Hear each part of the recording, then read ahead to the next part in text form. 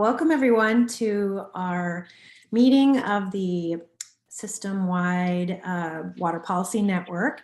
And we met in September and we heard from two of you who shared your work in progress, which was great. And then out of that, we were thinking that it would be good to hear about different research methods as we think about who we might need on our teams to put in grant proposals and just ways that we can approach water policy dilemmas from different directions using different methods and what the different methods produce for us. So today we're going to do a quick gallop really through 4 different types of research methods that people are using to approach water policy issues. And this is by no means exhaustive of all the different approaches that people may be taking to water policy, but we're getting, you know, the bigger themes out there. So I'm going to turn it over to one of our water policy specialists within the Center for Water Policy, Sarah Martinez, and she will be emceeing this hour. And so take it away, Sarah. Hi, everyone. As Melissa said, I am Sarah Martinez. I'm a graduate of the University of Utah College of Law and Water Policy Specialist with the center this year. I'm excited to be moderating today's event. And so as Melissa said, today's presentation will center around the idea of methods. So we're going to be exploring a diversity of research methods today used in approaching water policy issues. There will be 4 presentations lasting roughly 40 minutes, 40 to 45 minutes, and then we'll open it up for the last 15 to 20 for Q&A. I just ask that you please hold your questions until all of our presenters are finished. And if you prefer, please feel free to type your questions in the chat. And then speakers, as a reminder, I'll be giving you a 2-minute warning if you are at risk of going over time via the chat function. So just keep a lookout for that. So let's go ahead and begin. Our first speaker today is Kehl. She received her PhD from CU Boulder in International Political Economy and Comparative Development, and she currently serves as the Global Water Security Scholar for the UW-M Office of the Provost. Hi, I thought that was you. There she is. All right. All right, how are you? Doing well. Let's see. Here we go. All right, feel free to get started whenever you're ready. I think you're currently muted, Jenny.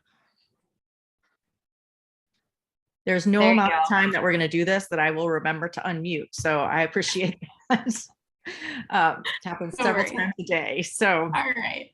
Thank you for the introduction. And I appreciate, Melissa, what you said too about the purpose of this methodology session, looking at, you know, what methods people use to answer what kinds of questions and what results or information you get from those different methods and how that might fit with the different research questions that the individuals here have today. So that's great. That's the first half of my talk and that's done. Thank you, Melissa. And I'll just move on with a few little things that I can add to that. And then we'll have some questions in the chat as was mentioned. Thank you. So I just want to mention again, to reiterate what Melissa said, it's really important that you train yourself in multiple methods because you always have to make sure you're using the method that's appropriate to test your question, right? And never let your answer or your theory determine your methodology, right? Determine what theory you're testing and figure out the best methodology to use to test that. And then just this great quote from Agatha Christie, who I hardly ever get to quote in my line of work. And that quote is, everything must be taken into account. If the fact will not fit the theory, let the theory go. And that's just really an important message for the scientific method, which is, make sure that you're being appropriate in your methodological use and you're not guiding the answers. Okay. I also wanted to bring up some of the kinds of questions that I ask for water management, and these are universal questions. So I'm sure you ask many of them too. But when I'm looking towards what works for sustainable water management, I look at what are the strategies, mechanisms, incentive, constraints, competing interests. Is there any common ground? Who are the decision makers? Who are the winners and losers? All of those kinds of questions that we can ask, and we can get at those quantitatively as well as qualitatively. And what that does is it provides empirical evidence to support your work, right? So you may think, well, there's an opinion about this, or so-and-so gains or loses, but you do need to test that. And if you do test it, then the results will allow you to have some empirical evidence to support that, which is much more powerful than anecdotal evidence. So that's what I'm going to talk a little bit about today. Anecdotes are useful for getting people engaged and interested in the information, and anecdotes are important for interpreting the results. But empirical evidence is also very important if you're going to make an argument to a decision maker or a policymaker. So these are some of the projects that I'm working on and some of the methodologies that are used. Some are large scale, some are small scale. The large ones, particularly water wars and connecting the local and global, use very large scale data. And then the sustainable development or the agricultural restructuring in the US work, as well as some of the environmental equity work, focuses mostly on basic statistical analysis with a more sophisticated GIS use as well. And so there's kind of a variety of very sophisticated and complicated statistical models, as well as very basic statistical analysis, and then also more complicated mapping with GIS. And those seem to work effectively together to make some sense out of information. Okay, so I'm just going to give you some examples quickly of what that looks like so I don't go over time. We use IPCC data and a variety of other data to map baseline water stress across the globe. And we do this at very high resolution so that you can interactively go into any section of this mapping. And with that high resolution that we use, you can really focus in very closely on one area. So for example, you can really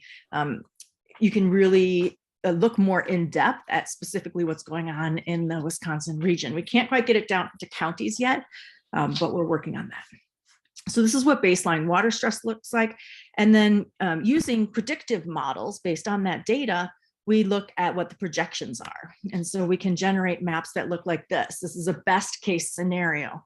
And so we can look at a best case scenario and the variables that impact that, such as technological advancement, technological adoption, right? If certain policies get put in place for conservation, as well as for adapting new technologies, right? These are our best, most optimistic projections. And then of course we have to do everything in between, right? To be honest, we have to do everything in between. And this is the worst case projection, right? Now, obviously, as we all care about water, this is quite alarming, but it is the reality of the range of projections. So we will map everything from the best case to the worst case scenario. And then what we look at are what variables determine the success or failure in the water sector. What policies would be successful in getting closer to the best case scenario, and what variables would fail to get us close to that best case scenario, and what variables will help us cross a threshold that will create irreparable damage from which we will not be able to return. So looking at that wide variation is good. And we do that through cross-sectional, cross-national time series analysis. This is a great analysis. It's useful for a variety of things, but it's also good across time. So if you want to do many decades worth of analysis and you want to do huge sets of variables, but if you're working with big data, if you want to, so it's testing 7 categories of variables, and each of those 7 categories of variables has anywhere from 5 to 10 variables in it. So we're looking at huge number of data points here. And in order to be able to process that effectively, we use the CSTS. And then we back that up with case studies, right? So again, the case studies are useful for illustrating what the results actually mean, right? Because if you get a robust result of 4, that doesn't mean anything to anyone. But if you can interpret that and explain that through a case study, most representative case study, then you've really got something that resonates with people that will help them interpret the data. And this is what that looks like. I can see if I can expand this here. But many of you are probably used to cross-sectional time series regression analyses. If you're not, I'd love to talk to you more about it. It's a very effective methodology, and the results are robust and can be used in an effective way. Now, obviously, looking at this is not effective. This is effective for those of us who read this kind of work, and we can read this analysis as if we were reading text, right? And so this is interesting and informative, but this is not interesting and informative to everyone. So if you're working with policymakers or decision makers and you present something like this, they're not going to find this compelling. So what you need to do is pull from this the information that is important, and then articulate it in a way that communicates information to them besides just saying, the answer is, 0.40, and that's robust, right? And so to do that, then we tell a different kind of story with information. And the way we do that is by mapping it or illustrating it, either pulling out key messages and key points and articulating them in a concise way, or using an effective visual representation of information. So some of that information that we used was used in a popular science publication. They put this out periodically. Ours was used in the 2015 version. And you can see generally where that information is interpreted as potential conflict, how many communications different regions have, what their level of water stress is, and the degree of intensity and conflict and cooperation in those water disputes, right? And so you can take a look here at what this might mean. And this information is more easily, more compelling and more easily interpreted. Okay, let's see. So to pull this down a little bit more, I'll go through these briefly. To pull this down a little bit more, like I said, the resolution on these is pretty high, so we can really draw this out. This is what water stress looks like in the US. There are no huge surprises here, although the corridor between Milwaukee and Green Bay surprises people. I can talk about that in the question and answer if you want to take a look at that, because obviously we are on the Great Lakes, but we're generating that water stress by consuming it in a specific way that's stressing out those regions.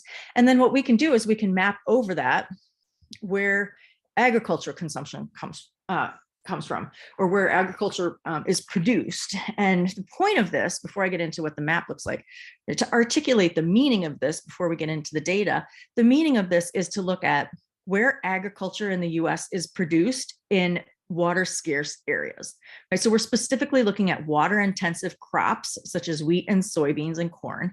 And we're looking at where those water intensive crops are grown in the US. So this is a map of water stress. And over that, we overlay the data of how much of our key grain products, water intensive products, we're producing in those regions. So you can see some pretty serious issues in the American Southwest, Central California, Colorado, over the Ogallala Aquifer. These are all areas where we're producing water intensive crops in water scarce regions. And there's a lot we can do with information about that.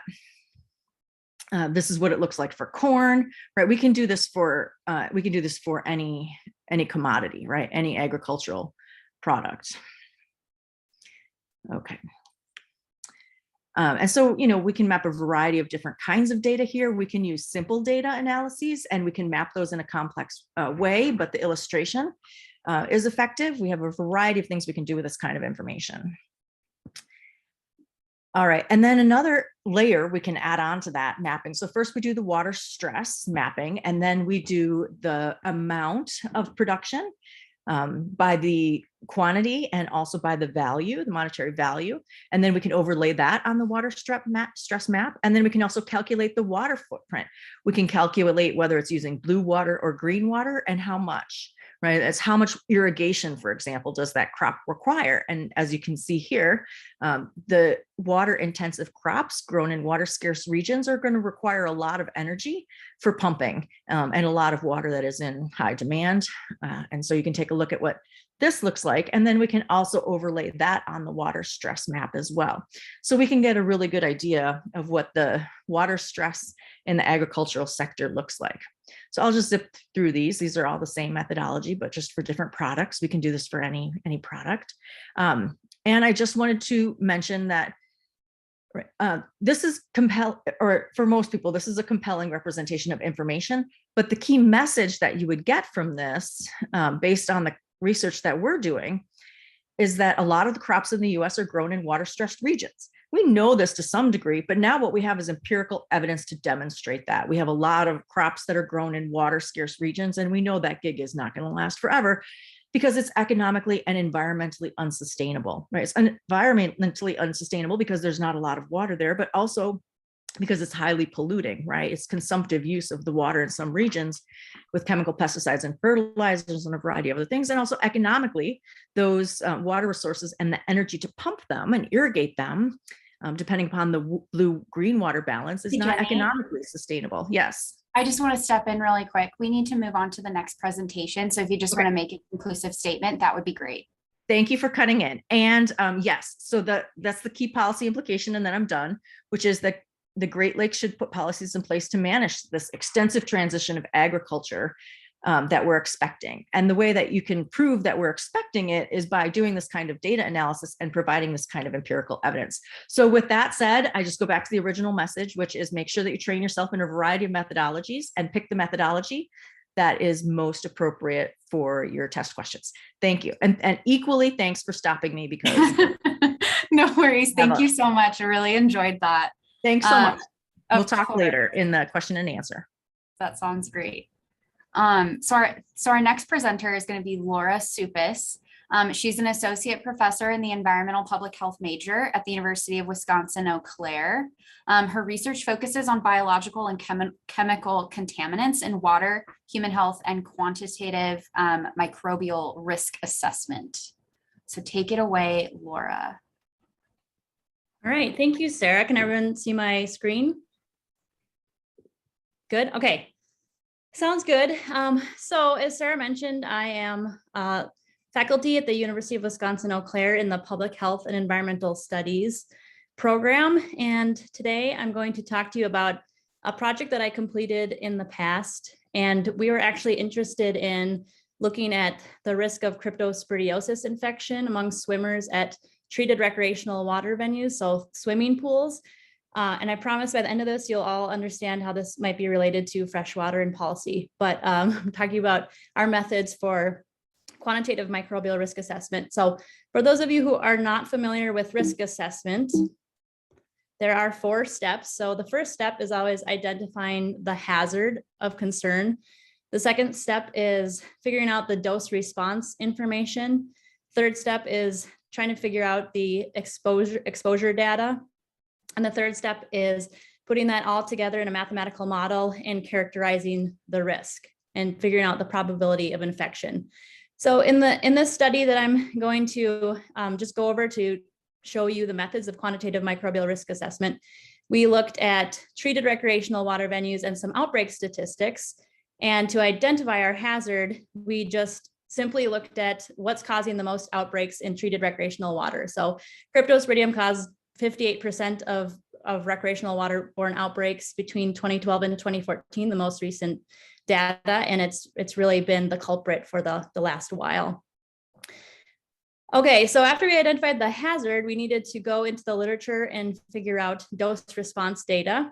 So we just found a study, and what the researchers did in the study is they fed Cryptosporidium oocysts to adults and they looked at their response. So they looked at, based on dose, who experienced diarrhea, vomiting, nausea, etc., and what their symptoms were. And then they were able to draw a dose response curve from that information. So dose response curve always has response, what the illness is or the outcome of interest on the y-axis, and on the x-axis, the dose of the chemical or the organism in this case. So this dose response curve that was produced by that study we chose had could be described by these alpha beta parameters. And these were the values that we ended up using in a beta Poisson model to estimate the probability of infection. So I'll get back to that in a second. But before we could characterize the risk and put all this information into a model, we had to figure out the exposure of our swimmers. So to do that, we actually issued a questionnaire to some individuals in our study, and we needed to figure out the amount of water that they ingested when they went swimming, the amount of time that they spent at the swimming pool, and also how many times they visited the swimming pool in 1 year. So by multiplying concentration of Cryptosporidium oocysts, which we gathered that information from another paper, times the volume of pool water ingested, times the amount of time that individuals spend at a swimming pool, we were able to calculate per swim dose or per swim probability of infection with cryptosporidiosis. And then in a separate mathematical model, we were able to tie in visit frequency to figure out annual risk of infection. So I'll show you how we did that. So first we had to fit all of these exposure variables to an appropriate distributions. We just did a best fit model. So I'll give you an example of how we fit the Cryptosporidium concentration data that we got from another study. So the researchers went out to a swimming pool, and over time they sampled the water. They quantified how much cryptosporidium was in the water. So there was a range of values there.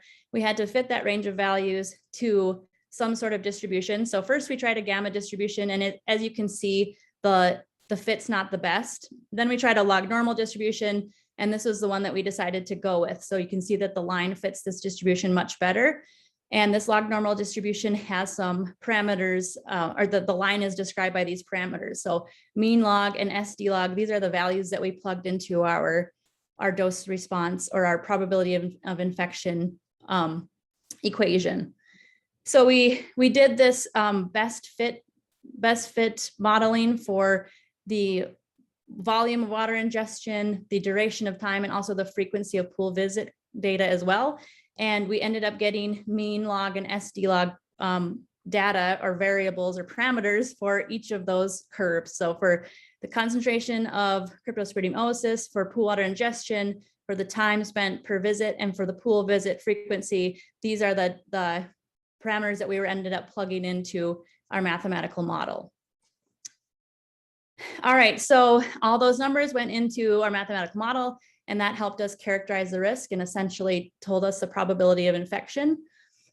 And to do that, here's an example of these best fit, the data that's best fit to these log normal distributions. So again, we have the time spent swimming, the concentration of Cryptosporidium oocysts, and the volume of pool water ingestion. So we used a Monte Carlo simulation, and essentially we just multiplied T times C times V 10,000 different times in the computer. So the first time that the computer multiplied T times C times V, it might have taken 2 times 0.005 times 60. The second time the computer did this did this output, it might have multiplied 4 times 0.010 times 20. So it just did this 10,000 different times, and that ended up giving us dose, and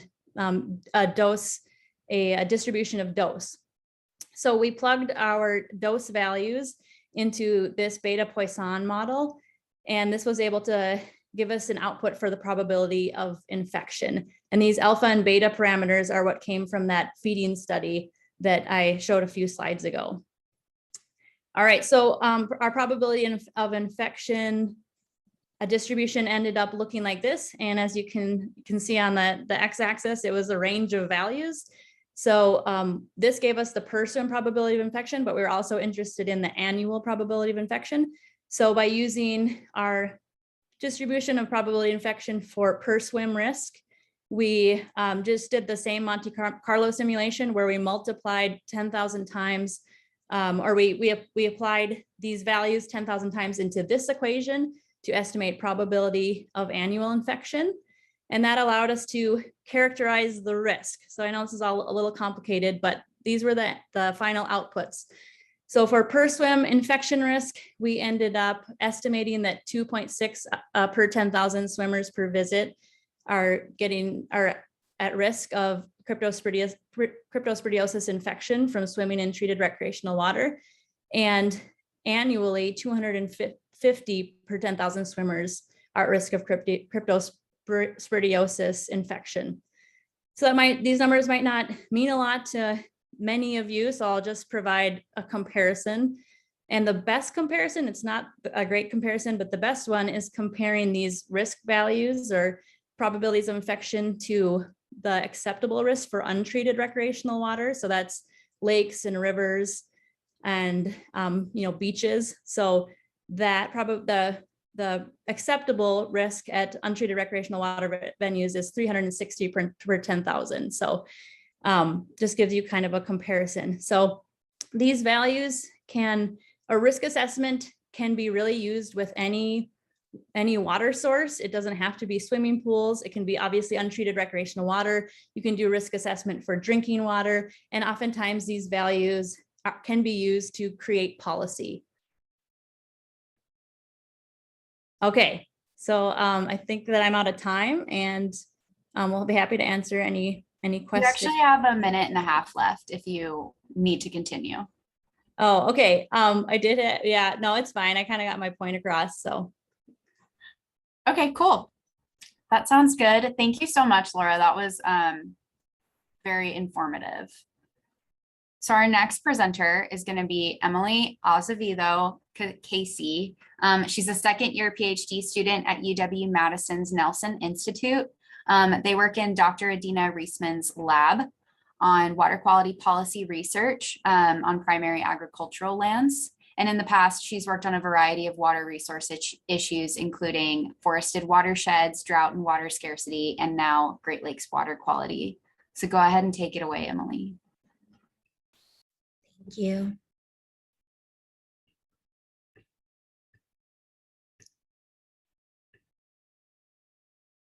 Can you guys see my slides okay? Okay, so hi there. I'm talking about the methods we use in our research. It's funded by Sea Grant. Our project team is here. Thanks so much, Eric and Adina, for coming. And yeah, let's get into it. So here's some definitions. First one is mixed methods. It basically combines quantitative and qualitative methods, aspects of it in the collection, analysis, design. And another definition that might be unfamiliar is institutional fit, and that's the degree to which policies are tailored to their context. And when we say context, we mean environmental context.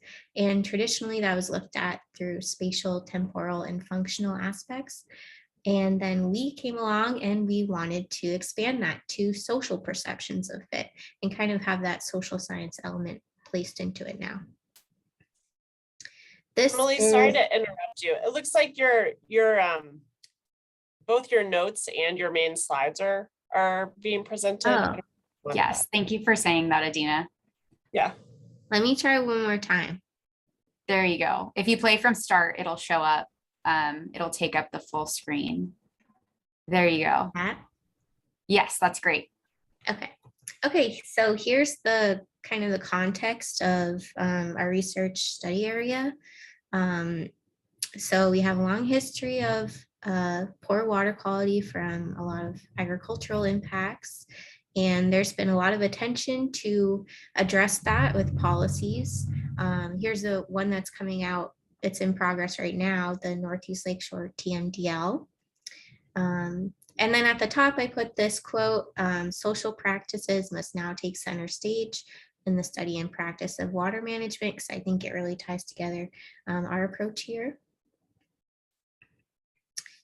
Here's a bit more about the conceptual framework of institutional fit and how we've chosen to put social perceptions and look at that aspect. And the reason why we really did that is because the way a policy is perceived influences how it's adopted and implemented by stakeholders. So it's really important to consider how people feel about their policies. And here's our research questions. How does the implementation of water policies result in spatial, temporal, and functional patterns of fit? And what are the social dimensions and stakeholder perceptions of those patterns? Here is our mixed methods research design. It complements integrated watershed modeling at the sub-watershed scale with spatial analysis with GIS, stakeholder interviews, policy document reviews, and participant observation. So those are like the big methods we use. It leverages a lot of great data and models out there like AgroIBIS, SWOT, and SNAP Plus, and those are what our policymakers rely on to make water policy. So we're using the same. And we have some participatory research methods by having an advisory council of stakeholders from the area that kind of guide and direct our research process and how we get to our outcomes. And we weave social fit into each aspect of environmental fit. And that's that's kind of different from how the traditional way of looking at environmental fit and institutional fit was. I put some tools we use like ArcGIS and Vivo and Otter, and some benefits. I think that Jenny talked a lot about the benefits of mixed methods, so that's great. And a critique that I saw that isn't that, I mean, it's not that big of a critique to me, but if you have like a lot of different views, then it might be hard to find the right methods to use, coming from like interdisciplinary fields and researchers. So finding that common ground and make sure that your methods align and are appropriate is still really important. Stakeholder engagement, it's really important in our project, and we've done it since the beginning through grant writing and support letters. And then I came on in September 2020 and really led the relationship building effort with our stakeholders. So we've had a bunch of intro meetings, kind of like informal meetings to get to know them. And then we started interviews in August. And this attendance one is about some of the participant observation activities I've done. And then here's a little bit more about our advisory council. We gathered in March of this year and had a bunch of different people there, and were able to kind of get a preliminary sense of how well policies fit in the context of the Northeast Lakeshore. So Spatial Fit is the first one, and basically asks, are policies located in the areas of greatest need? The methods we use are looking at policy coverage maps and making them, and investigating social perceptions of policy implementation area, and then building off the models. This map is from previous work that Eric and Adina and others did in the Yahara River watershed, where they found a spatial misfit between the policy and what's needed on the landscape. And we can kind of see that here by the right map shows that there's high phosphorus yields kind of all in the top. Sorry, I don't know why it keeps skipping ahead. But there's a higher concentration of phosphorus yields up at the top. And then if you look over at the cumulative policy coverage, and that's kind of where the qualitative meets spatial analysis methods come into play, we see that there's like a spattering of policy coverage. So it's not really tailored to where the policies, where the problem areas are. Temporal fit is kind of like the timing question, and it describes key timescales in water quality management. And we use the same methods by looking at watershed models and monitoring data, policy document reviews, and interviews. And I put one of our interview questions at the bottom there.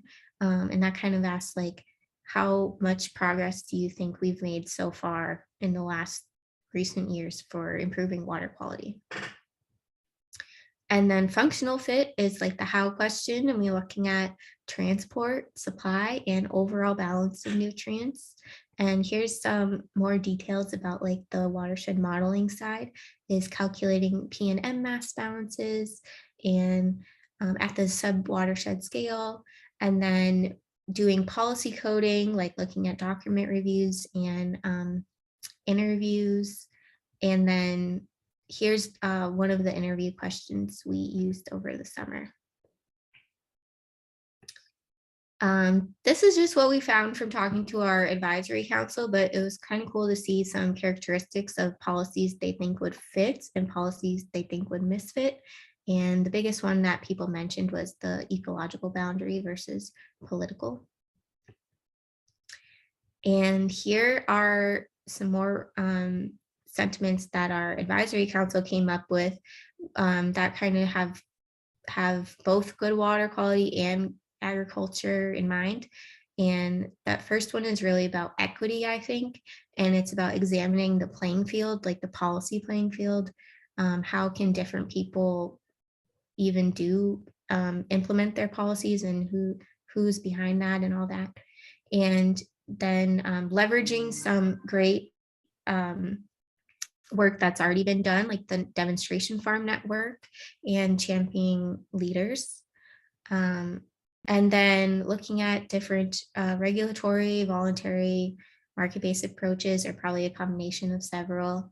And then making sure that policies are designed so that they connect the research, the policymakers, and the practitioners. and I'll just make it easier for managers to actually do the policy changes on the landscape. What can the future look like with fit in mind? So if we took this concept, I think we would see contributions to equity and sustainable water resources, have a greater voice for a larger group of stakeholders, and move from one-size policy options to tailored options. Here's my key takeaways. Framing, context matter, and methods. Sorry. Framing and context matter and method selection, and Jenny talked a lot about that. So I was really connected to that. And then this is kind of like the sum up of this presentation is mixed methods can help demystify complex socio-ecological institutional challenges like longstanding impacts to watershed water quality. Awesome. Thank you so much, Emily. That was perfect. I might actually have a couple of questions for you after this. So we're going to go ahead and move on to our last presenter.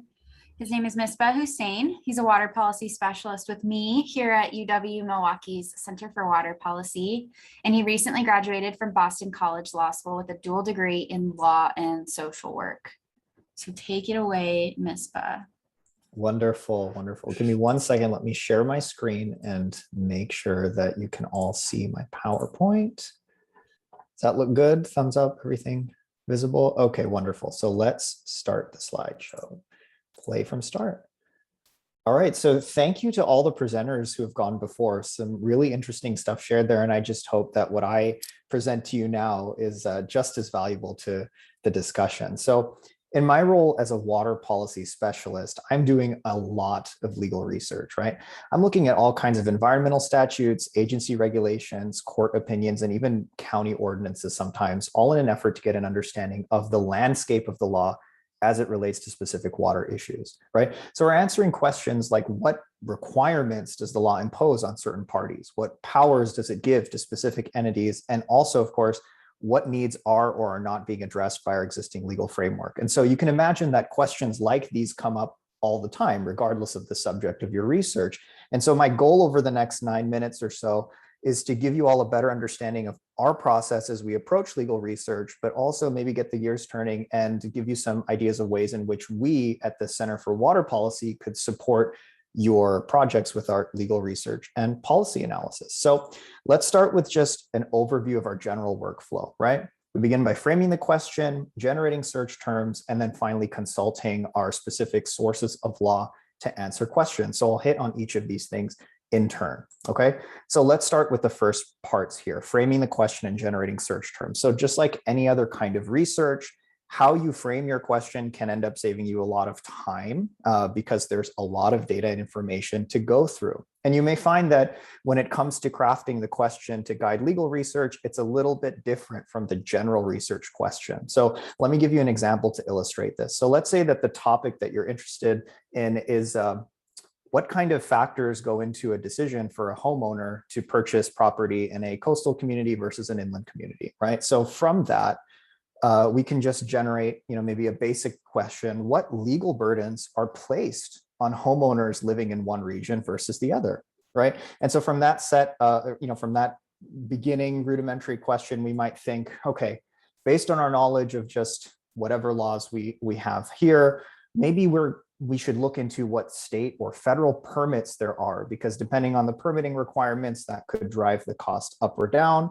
Maybe we should look to see if different regions are treated differently under the law, right? So we can look at zoning statutes and ordinances to see if shoreland is being treated differently from somewhere inland that's not adjacent to a body of water, something like that, right? And so these are just rough terms to get us started. If you notice, it's a cycle, right? We start looking at different areas of law, and that will let us go back and refine, our framing question and generate additional search terms. So it's a cyclical process we keep going through till we get an answer to the question. So let's go on to the actual sources of law, right? And we can divide these into two broad categories: primary sources of law and secondary sources of law. And what I mean by primary sources in this context, it's what I referred to at the beginning of the presentation. Things like statutes, regulations, and case law, right? This is essentially as close as you can get to law straight from the source, right, from the originating bodies, okay? And there are a number of different considerations that we're making as we approach researching these primary sources. The very first thing I would say is we're always cognizant of the jurisdiction that applies here. So as you all know, we have two systems of law here in our country. We have the federal national law, and then we have state-specific laws, right? And these systems function in parallel, and they do have some overlap sometimes. So depending on the specific issue that you're researching, it might be necessary to look at, as I mentioned earlier, permits. We might want to look at permitting requirements under federal law, and then the separate requirements that might be imposed by state law. So if you look at one or the other, you might be missing at part of the picture. So we always have to be thinking about this and looking at those separate sources, right? We also want to think about the way in which all of these primary sources fit together. There's kind of a hierarchy, right? So statutes essentially are like point one, okay? Statutes are the law as written by the legislature, right? And you would think, being the law that the legislature is writing and enacting, that this might be the place that you could go to get all your information, but that's not so. Usually these statutes are written in a way that's a broad statement of goals and requirements. They might have some more specifics in them, but generally this is the case. And it's not enough for us to, conduct our society, and it's certainly not enough to answer a lot of questions, right? For the ambiguous parts and for some of the gray terms that are introduced in statute, we can turn towards agency regulations, right? And these are rules issued by specific government agencies like the Wisconsin Department of Natural Resources or the federal EPA, right? To clarify some of this language, fill in some of those gaps. Ultimately, these have their basis in statute, though, so they're not going to have something that conflicts with it. But it's important to look at the whole picture. So I can give you an example, real-world example of a way in which all of these pieces fit together. Let's take the Clean Water Act, right, which is an amazing piece of environmental legislation, super impactful. We're looking at a small part of it. So Section 301 of the Clean Water Act basically says, and I'm paraphrasing here, the discharge of any pollutant from any point source into waters of the United States is unlawful without a permit, right? It's a lot of gray language there, fluffy terms, right? But let's focus on just what I've highlighted, waters of the United States. There is no definition for waters of the United States or WOTUS in the statute, right? So the question is, what is WOTUS? I mean, if that is what this requirement hinges on, we need to know what it is. And so the Fed EPA has repeatedly issued regulations to try and clarify what that term means, right? And there have been some very prominent revisions, right? One in 2015, one in 2019, again, under the Trump administration. And now Biden's EPA is reverting back to using the 2015 rules. But I want to, these regulations did a lot of things, but highlighting on one specific change or difference between them. In 2015, isolated wetlands that didn't have a surface water connection to a larger body of water like a river or lake, these were considered WOTUS. But in 2019, they weren't. And what that meant was that they would not receive the protections under the Federal Clean Water Act, right? So you could see how these regulations are so important to pay attention to, because these might actually affect, right, day-to-day lives and the implementation of these specific programs, right? And courts will often be the battleground to be, you get a final decision on some of these disputes and ambiguous language. Okay, so just to give you a sense of the scale here, right, of these regulations. On the left, this is a collection, that volume is all of the regulations for the EPA in 72. And on the right is all of the regulations and rules for the EPA, same entity, in 2018. So it's pretty crazy. And folks are always complaining about how complex the tax code is. On the left, there is all of the IRS regulations in 2018 stacked up next to the EPA's one. So you can see environmental law is no joke. It's pretty complex stuff, and it takes forever to comb through, which is why we're here to help. Okay, so another thing that we can do to make things a little bit easier for ourselves is, rather than going straight to that massive stack of books and primary sources, is we look at secondary sources, things like legal encyclopedias, treatises, which are like book length expositions on law, and law review articles, right? These are like broad overviews of a specific legal subject, and they can reference additional primary sources to help us direct our research and feed into that loop. Okay, so these are really the first places that I would recommend starting at and that I start at before going straight to the statutes, right, in most cases. So I'm just about out of time. So I wanted to highlight some resources that are freely available to anyone to look up, statutes, regulations, and the law. A lot of the stuff you may not find super relevant, except for that very first one up there, that Cornell Legal Information Institute, that has a law dictionary, which is super helpful for clarifying a lot of these fancy terms of art that are used. And the very last resource that I want to highlight is us, right? Sarah and myself at the Center for Water Policy are available to help you perform this daunting task of legal research and policy analysis. So please feel free to email us and reach out, and we can have a discussion about your project and see if our support would be beneficial, and help you with all stages of that loop that I showed earlier. So that's it for me. Thank you so much, everybody.